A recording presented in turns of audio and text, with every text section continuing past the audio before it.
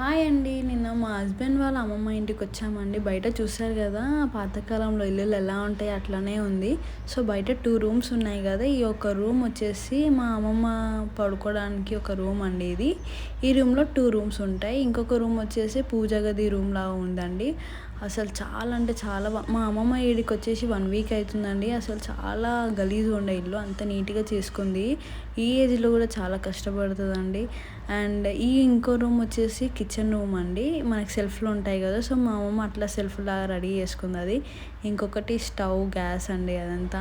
So చిన్న kitchen అండి, తను ఒక్కతే కదా, అప్పుడప్పుడు వచ్చినాక వండుకుంటుంది. ఈ బావిలా వాటర్ తోడేయడం అండి అది. అండ్ ఇది ఒక నిమ్మకాయ చెట్టు. అసలు చాలా చెట్లు ఉండే, అసలు చాలా చెట్లు తీసేసింది.